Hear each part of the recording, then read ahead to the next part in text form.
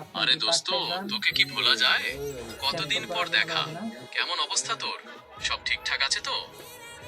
দোস্ত রে, বর্তমান দিনটা খুব ভালো যাচ্ছে না, ঠিক আছে, খারাপ যাচ্ছে। বলতে কি আর যায়। তো এমনি তো আপনার স্যাম্পল করানোর জন্য রাখতে হবে, এখন কিরে রাখেন। দোস্ত, মন খারাপ কেন? কি হয়েছে ঠিক বলে বলতো, মেবি আমি কিছু হেল্প করতে পারি। তাই আচ্ছা, তোরা তো বলবো, শোন ভালোই তাহলে। হয়েছে না। একটা না হয়েছে গার্লফ্রেন্ড পছন্দ বাচ্চাদের হয়েছিল, দিকে ঠিক ভালোই আছে, হয়েছে। তারা প্রস্তাব দিছে, সে রাজি হয় না। বলতে এখন কি করা যায়, তোমরা কিছু পরামর্শ দে। কাজ কাম নেই। প্রস্তাব দেওয়ার পর যদি সে রাজি না হয়, তাহলে তার সিদ্ধান্তকে সম্মান করা উচিত। এই পরিস্থিতিতে তারপর তার কি মন রান্না মতো চলার করছিলেন চেষ্টা দুপুর করাই ভাবে? ভালো। তবে তুমি কি জানতে চাও সে কেন রাজি হয়নি?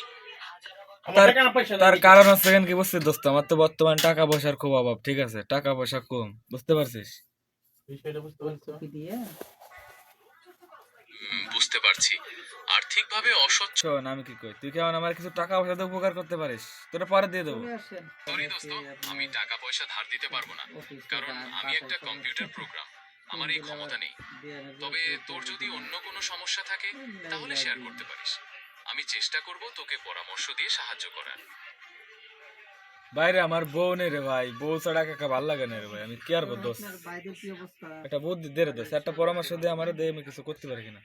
বিয়ে এই করেছেন? সময়ে নিজেকে একটু বোঝাতে হবে যে এই খারাপ সময়ও একদিন কেটে যাবে।